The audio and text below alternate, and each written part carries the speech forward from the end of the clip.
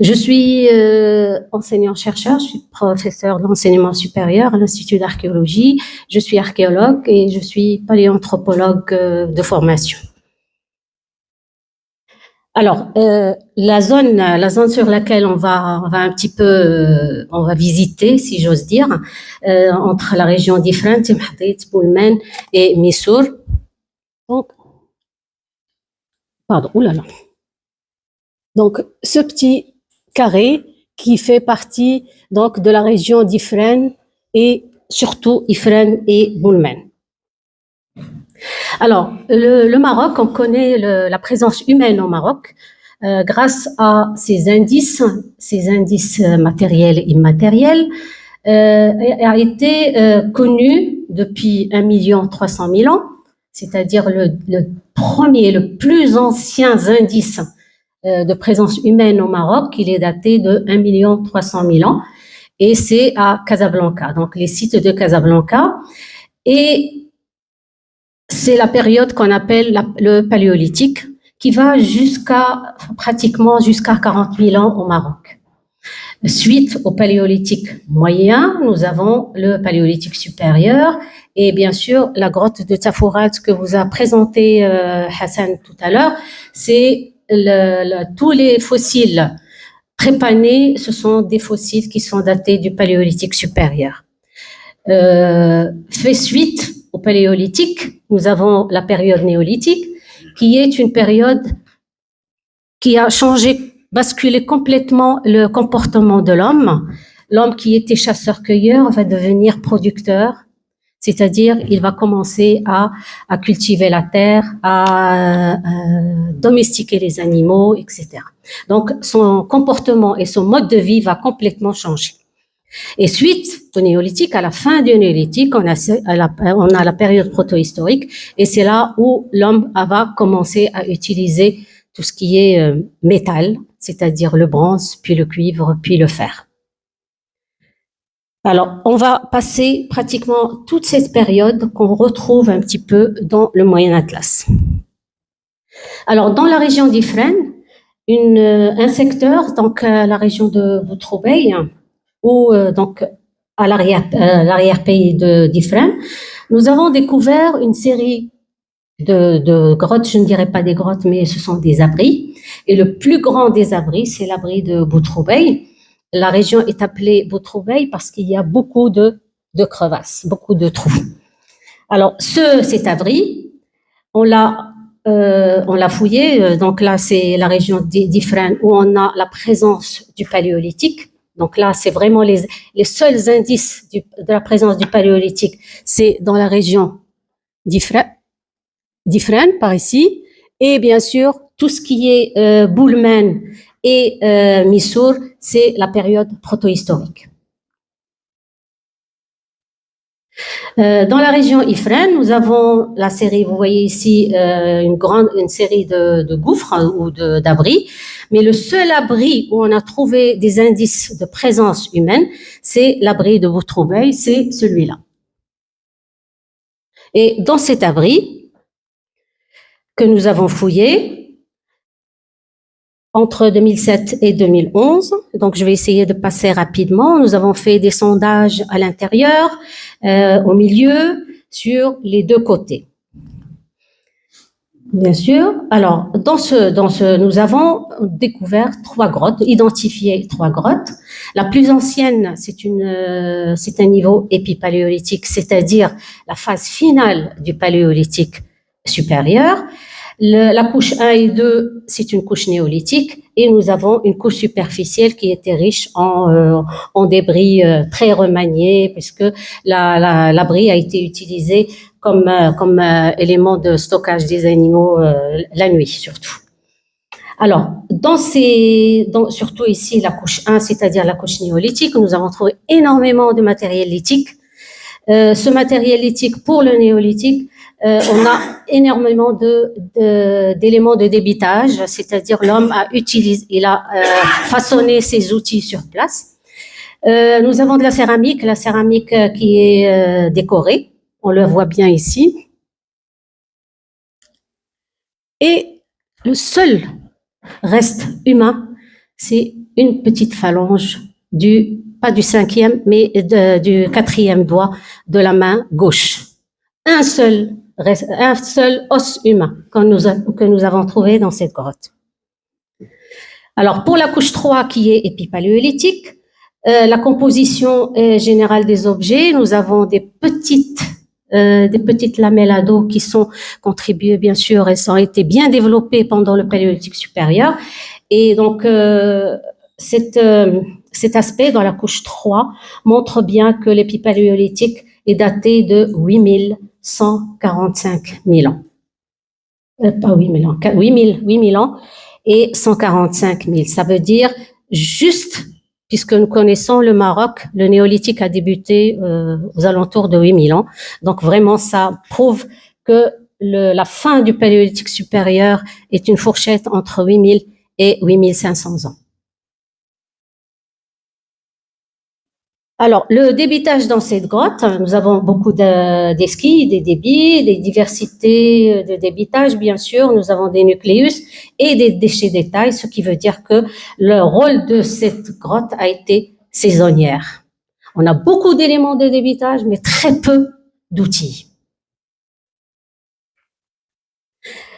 Pour les animaux, dans la couche néolithique, nous avons beaucoup d'éléments. Vous voyez ici,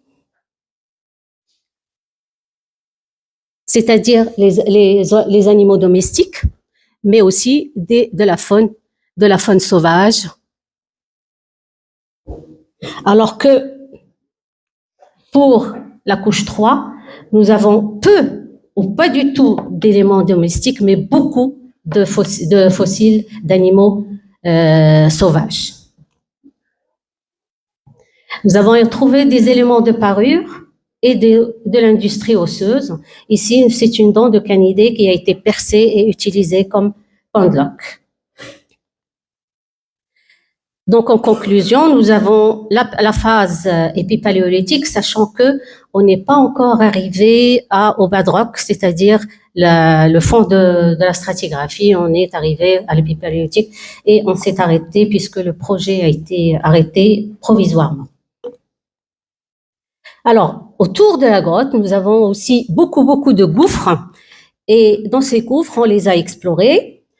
Et nous avons trouvé dans ces gouffres les traces du paléolithique moyen. Et ce paléolithique moyen, c'est-à-dire la période attérienne, elle est connue grâce à ces pièces pédonculées qui sont attribuables à la phase attérienne. Et l'attérien, c'est une phase qu'on peut qualifier entre 80 000 et 40 000 ans.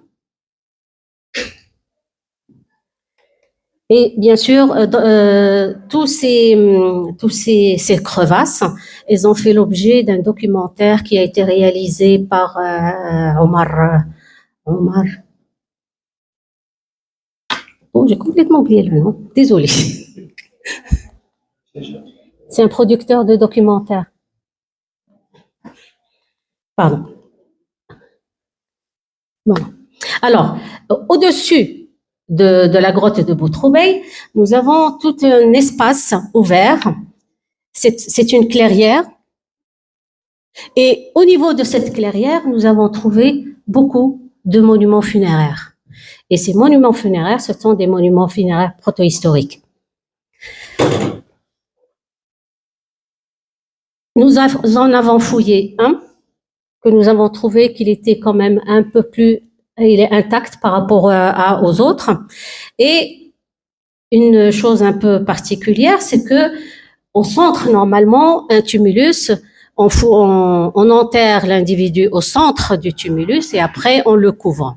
Alors, en fouillant celui-là, on n'a rien trouvé au centre, mais on a trouvé une inhumation d'un enfant, mais sur le bord du tumulus.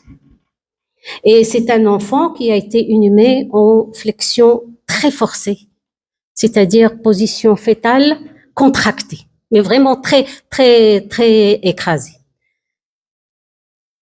On le voit bien, donc c'est ce qu'on appelle la position de décubitus latéral. Et c'est exactement dans cette position-là. C'est un enfant, pardon, voilà. Bon.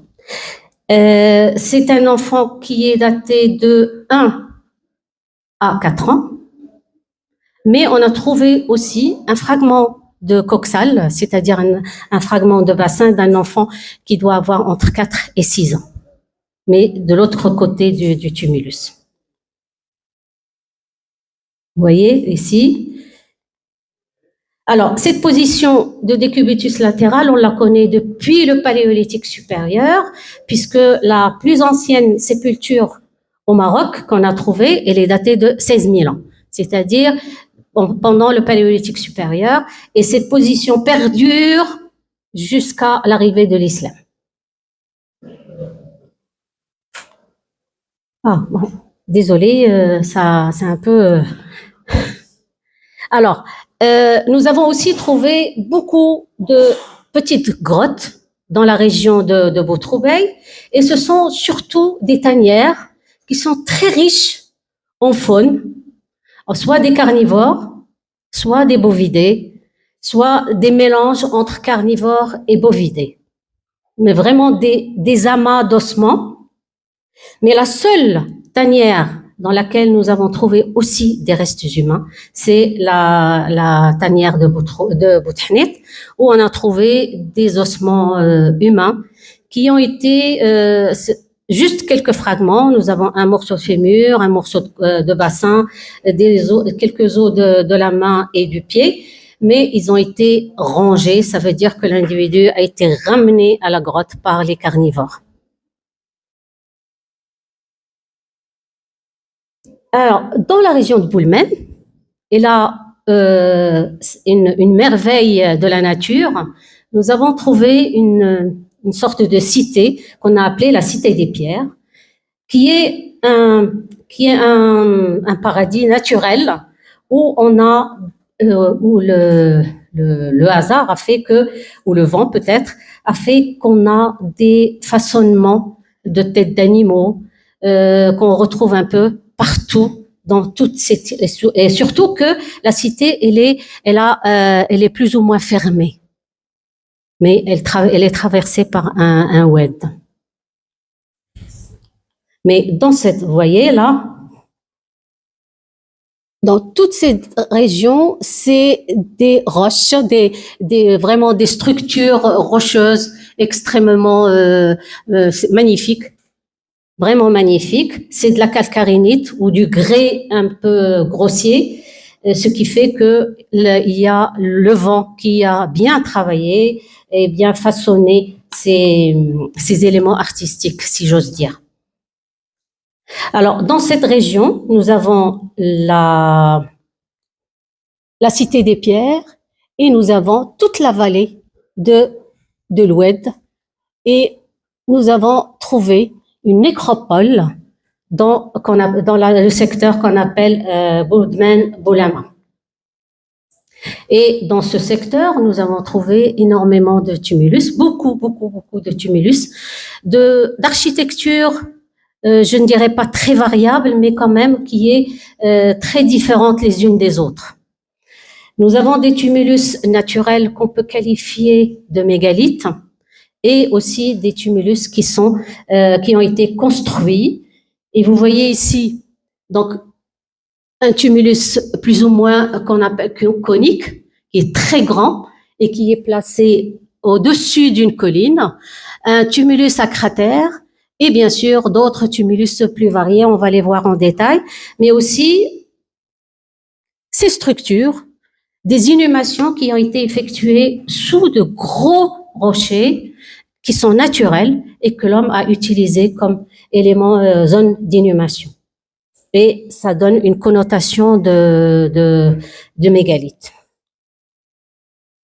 Alors, c'est la période protohistorique, bien sûr, et la période protohistorique au Maroc, elle est classée entre 2600 ans et 700 ans avant Jésus-Christ. Alors, ces monuments ou ces mégalithes, bien sûr, on les a fouillés. Bien sûr, après ça, j'ai eu une hernie cervicale, mais ça valait vraiment le coup, puisque à l'intérieur de ces mégalithes, nous avons trouvé des squelettes inhumés, certains avec des connexions anatomiques, mais d'autres pas du tout, puisqu'il y a eu d'une part les vandalismes, mais d'autre part la façon dont ils ont. Nous avons trouvé 3 individus, et donc chaque fois qu'ils voulaient inhumer un individu, ils poussaient l'ancien pour placer l'autre. Donc c'est pour ça qu'il y a eu des dérangements des connexions anatomiques. Et ces 3 individus, c'était un homme, c'est-à-dire un sexe masculin, et 2 de sexe féminin. Et paradoxalement, c'est l'homme qui avait un bracelet en cuivre dans la main gauche. Donc ce ne sont pas toujours les femmes qui ont la parure, mais aussi les hommes. Donc ça, c'est juste la représentativité des os qu'on a pu récupérer. Donc cette nécropole de Moudmen Boulama, c'est une nécropole qui est très allongée sur tout le secteur de la région de Saf. Et un autre deuxième monument funéraire où on a trouvé, je reviendrai là-dessus, nous avons trouvé des ossements qui sont déposés, c'est un dépôt secondaire, c'est-à-dire ils ont ramassé des ossements d'un autre endroit pour pouvoir les placer. Pourquoi? Parce que ils ont mis les crânes au niveau de la paroi, et ils les ont pratiquement cachés avec les os longs et les os du reste du squelette. Et là, on a pratiquement 4 individus. Dans la vallée de Moudmen Boulama, nous avons trouvé des monuments funéraires qui sont dans un état de conservation pas très bonne, puisque certains ossements apparaissaient. Donc on a commencé à faire une petite fouille de sauvetage. On a ressorti le crâne, on a dégagé un petit peu. On a trouvé un premier individu qui est un homme de sexe masculin et qu'il avait entre 25 et 30 ans, et il était inhumé en position dorsale, c'est-à-dire il a été inhumé d'une façon allongée sur le dos. Et plus bas, un autre individu qui était une jeune adolescente, qui n'avait pas plus de 15 ans, 14-15 ans, mais cette adolescente, elle était extrêmement parée, très parée. Elle avait des anneaux aux doigts, comme les bagues, 3 bagues en cuivre dans les doigts, et aussi un collier. Je vais vous le montrer, un collier avec plusieurs types de perles. On a différentes couleurs des perles, et les perles, elles ont été façonnées avec plusieurs formes d'ornementation aussi. Mais avec ces perles-là, nous avons trouvé ces petits allongés, et d'autres un peu plus arrondis en cuivre, et qui faisaient peut-être office de séparateur des grandes perles, et aussi une seule perle en cornaline qui faisait la fermeture du collier. Et au niveau du bras droit, on a trouvé cet os. C'est un os d'oiseau qui a été trouvé au niveau de la main. Peut-être qu'il a été maintenu au niveau du bras. Il est ornementé, mais malheureusement, on n'a rien trouvé à l'intérieur. Que du sable. On a fait quelques analyses, mais on ne sait pas à quoi il servait. Un autre tumulus circulaire, mais cette fois-ci, il n'est pas aussi simple que le premier. Celui-là, il présentait comme un petit muret autour du tumulus, et à l'intérieur, on a trouvé une sépulture, et là, une sépulture qui était inhumée en flexion forcée. Mais au-dessus de cette sépulture, on a trouvé des ossements un petit peu isolés et disparates, ce qui prouve que il y avait eu des inhumations antérieures, et par la suite, en essayant d'inhumer cet individu, ils ont fait de la place pour pouvoir le mettre en profondeur, et comme la place était petite, ils étaient obligés de le comprimer pour trouver la bonne place, pour lui trouver une place. Et c'était un individu de sexe masculin. Nous avons dans cette nécropole je vous ai dit, plusieurs architectures. Nous avons des tumulus aplatis, donc pratiquement juste les bords qui sont visibles. Ici, des tumulus qui sont couverts par des pierres. Ici aussi, donc, une ceinture externe avec des os aplatis. Celui-là avec une délimitation avec des pierres subverticales, mais on a aussi des centres concentriques à l'intérieur qui font que on a une petite architecture organisationnelle de ces monuments funéraires. Et là, nous avons un tumulus à cratère tout simple, un peu plus en bas de Bounmen Boulama. Alors, dans le Moyen Atlas, nous n'avons pas que les monuments funéraires ou les sites archéologiques. Nous avons aussi des monuments funéraires un peu spécifiques. C'est ce qu'on appelle les monuments à antenne. Et ces monuments à antenne, on le connaît un petit peu partout au Maroc, mais ces formes-là, on le connaît que dans le Moyen Atlas, uniquement dans le Moyen Atlas. Les formes qu'on connaît dans la vallée de Tantan, ce sont ce qu'on appelle les tumulus à antenne ou Echbika. On les retrouve à Tantan et à Ousserd, mais nulle part au Maroc. Et la même chose pour ce forme de tumulus, on les retrouve uniquement dans le Moyen Atlas et uniquement dans la région de Missour. Mais aussi, nous avons des sites de peinture rupestre dans la région de Missour que nous avons trouvé il y a pas très longtemps, donc je ne dirais pas plus puisque c'est vrai, on les a pas encore étudiés. Donc la peinture rupestre existe, les gravures rupestres existent et aussi les monuments funéraires type à antenne existent aussi dans le Moyen Atlas. Et merci. Merci à vous, professeur.